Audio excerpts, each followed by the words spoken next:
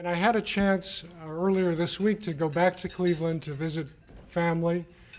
And we had a chance to go to the Cleveland Science Center, which I'd highly recommend that you all attend.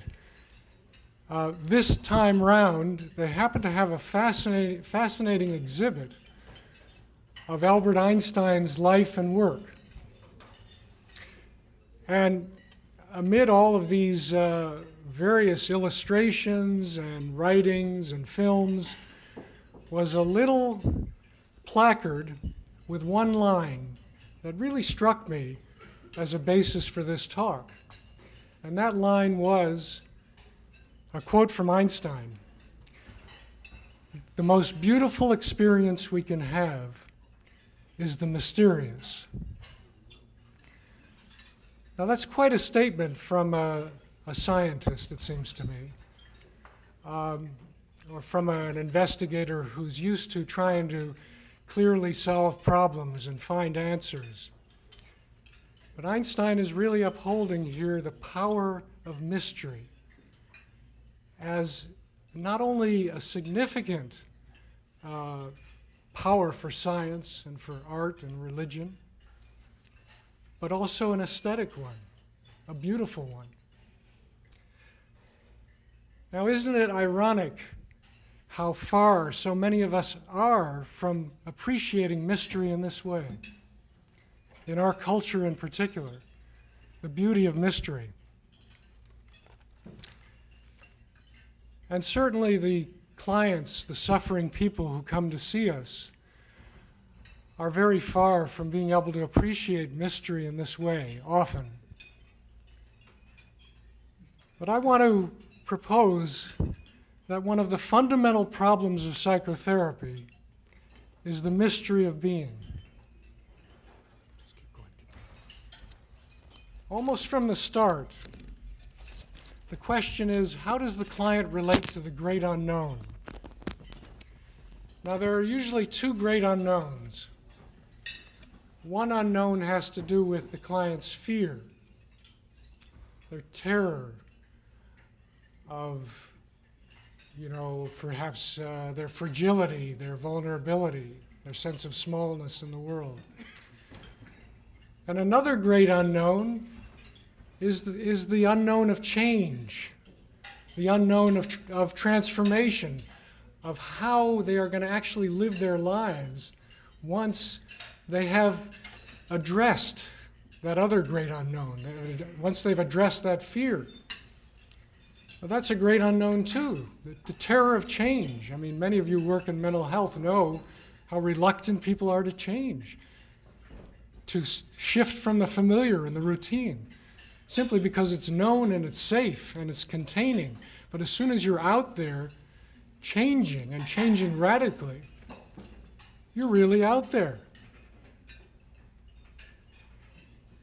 But I'd like to propose that these two terrors of the unknown come together. They're linked. And they're linked precisely at, in my view, the underlying terror of the cosmos. The underlying terror of the groundlessness and infinity of being. Or what I might call the free fall of human experience, which we're all caught up in, by the way, in my view. We're all suspended in this free fall. It's just that some people are more rawly exposed to it than others, perhaps because of traumas in their lives or their sensitivity. So this is really where existential humanistic therapy starts. It starts with that self-cosmic or self-infinity or self-free-fall relation. Now, existential humanistic therapy addresses this problem every step of the way, it seems to me. The question for our perspective is how one sits with this mystery of being. How one sits with it in oneself as a healer, and how one sits with it with the suffering person before one. The person who is in suspense and is in that free fall.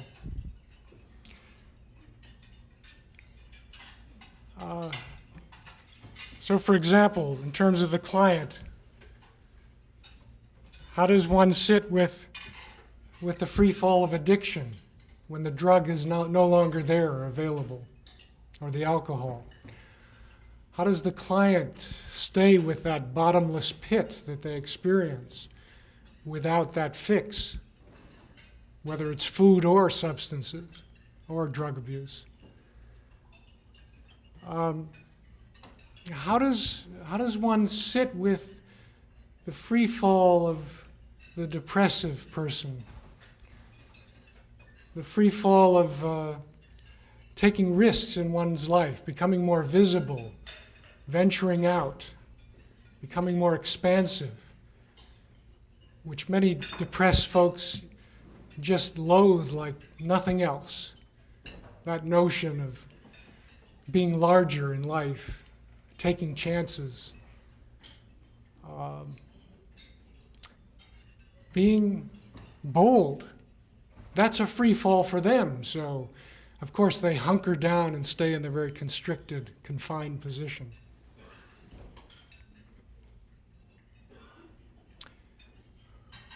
What about the free fall of anger?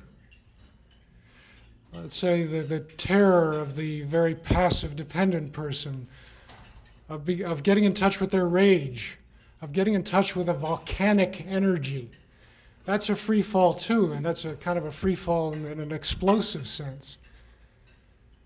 Or I might say a sense of uncontrollability, unmanageability, and ultimately chaos. Or what about the free fall of sadness? People who design their lives around avoiding the sense of vulnerability and smallness and fragility in their lives. For them, that's a free fall that they're avoiding that goes into some kind of dissolving of the self, minimizing, and feeling cut down, put down to the point where they're no longer visible or feel visible in the world. And ultimately a terror of being wiped away, just obliterated into nothing. That's a free fall too. But repeatedly what we find in this work is that what the clients first feel or sense as a terrifying free fall begins to shift as they're able to sit with it. They begin to discover new dimensions of this so-called free fall. And they begin, ever so slowly often, to actually see these terrifying holes, if you will, as openings as well as closings. Openings to new possibilities for their lives. I talked about that fear of explosive volcanic energy that would keep one, very constricted and avoidant. Well, doesn't explosive and volcanic energy have a lot to do with being able to be more assertive in the world? Being able to speak your mind and use your voice to express yourself? Being able to reach out to others or initiate relationships or initiate projects? There's a hell of a lot of power in volcanic energy.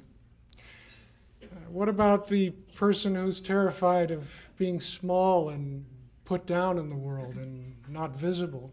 So they have to create let's say, a grandiose or super aggressive disposition.